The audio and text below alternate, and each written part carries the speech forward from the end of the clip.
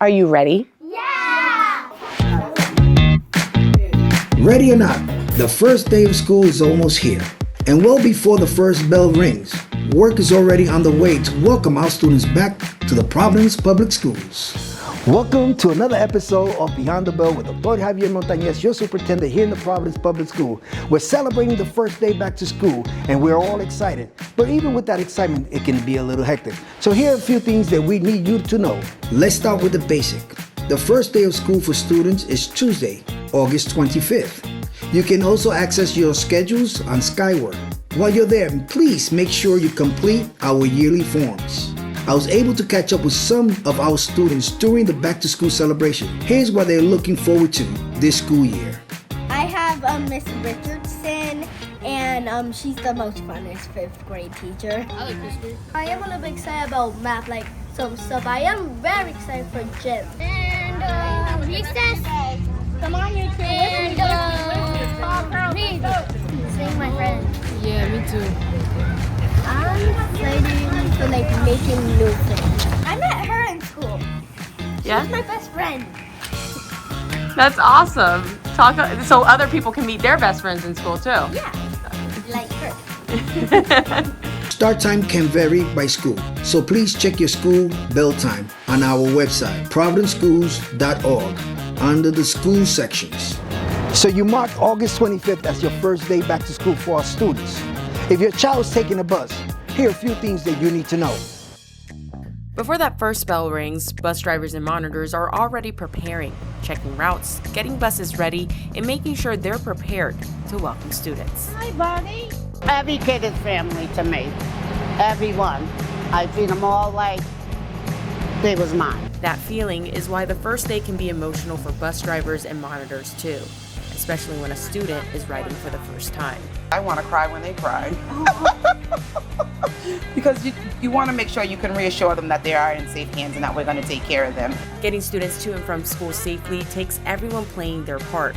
Monitors help students cross safely, check the bus, and keep an eye on students so drivers can focus on the road. When they see us, we'll just be greeting them, letting them know who we are, what the rules are on the bus, and what to expect throughout the year. Families can help make sure that first ride goes smoothly by arriving at the bus stop 10 minutes early with their bus pass in hand.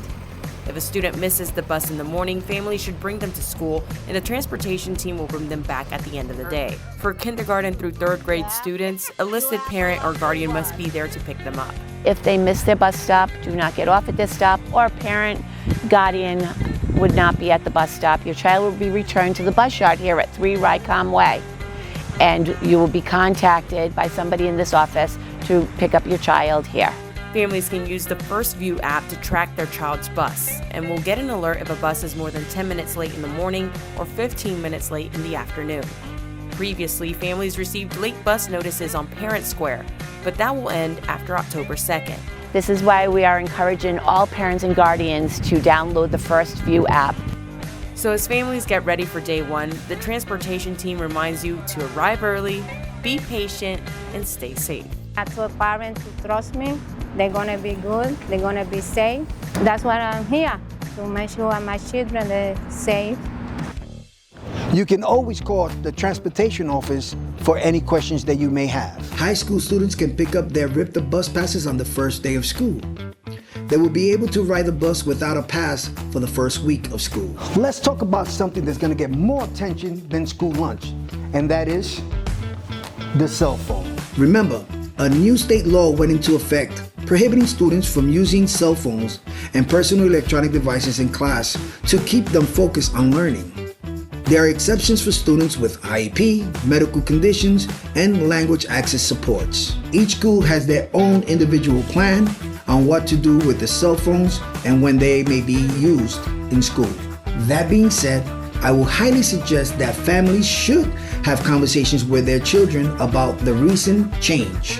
I know that this can also be an adjustment for families, so please make sure you save your school's contact information in case you need to reach out to your child during the school day. So we discussed topics such as cell phones, busing, dropping off and picking up. Now let's discuss on what we expect from students when they enter the classroom, and that is high quality instruction every day in every classroom. The 2025 RICAS test scores show PPSD students surpassing the pre-pandemic levels in both English and math. We also see more students taking and passing the AP exams. We're also expanding the opportunity for our students through our Career and Technical Education Program, also known as CTE. Starting this year, every Providence Public High School will offer at least one CTE program or pathway. Not only are we offering new programs this school year, but we're also opening our first pre-K-8 campus at Spaziano. I can't wait for next year. Excitement is high as Spaziano students get ready to start the new school year in a brand new building. I'm very curious to see how the classrooms are going to be, the lunch and the gym. They've been patiently waiting and watching as crews built the new building from the ground up. I was wondering, how is it inside? Is it 10 times bigger on the inside? Is it smaller? Is there gonna be 3 floors like this one? Students got a sneak peek inside during the school year as part of an ONG Builds educational program introducing them to a career in construction.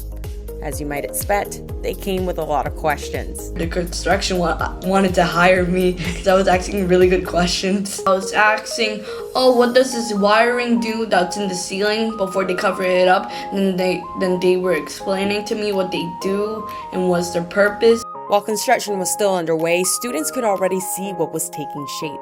The stuff they had in the room looks really cool, so I want to see how it's going to be next year. The $34.5 million project will bring modern classrooms, new technology, dedicated special education spaces, and a middle school designed with students in mind. They have their own classrooms, they have their own labs, they have their own spaces, so we're not crowded in one building. The new middle school will also feature a larger gym, new lockers, science labs, and more flexible spaces for learning and activities.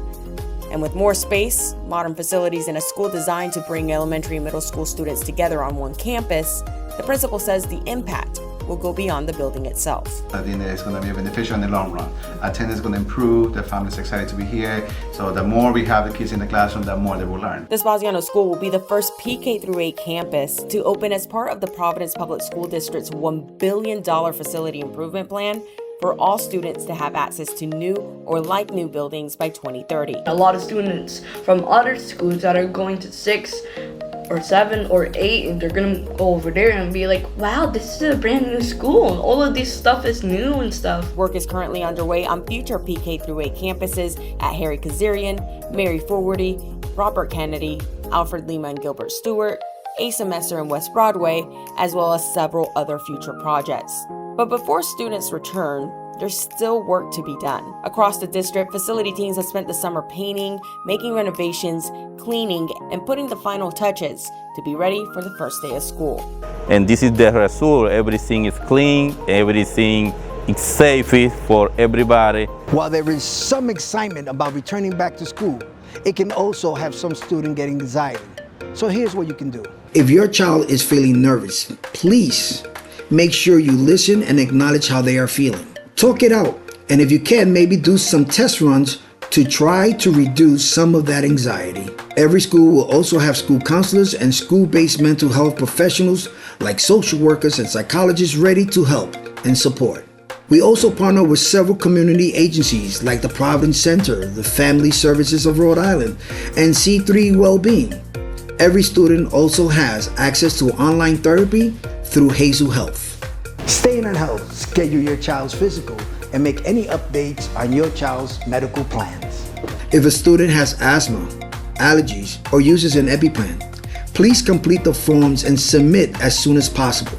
Parents should also make sure to bring any prescription medication in their original containers with their original labels on the containers on the first day of school. As the school year continues, there may be a time when your child may not feel well, but how sick is too sick? Our school nurse says your child should stay home if they have a fever of 100 degrees or higher.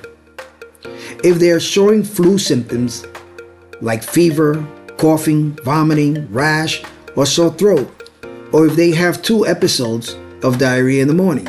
Remember, if you have any questions regarding your child's health, you can always reach out to your school nurse on Parent Square. As a reminder for our parents that Parent Square is the best way for us to communicate with our families.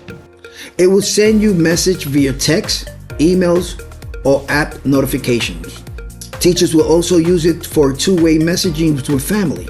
You will automatically have an account based on your preferred email address and phone number on Skyward.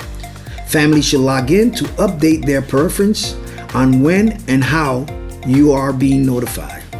If you have any issues, concerns, or questions, please visit our FACE office. Their main goal is to make sure that families are informed, involved, and empowered. So they are there to help resolve any issues and can connect with you on the community resources as well.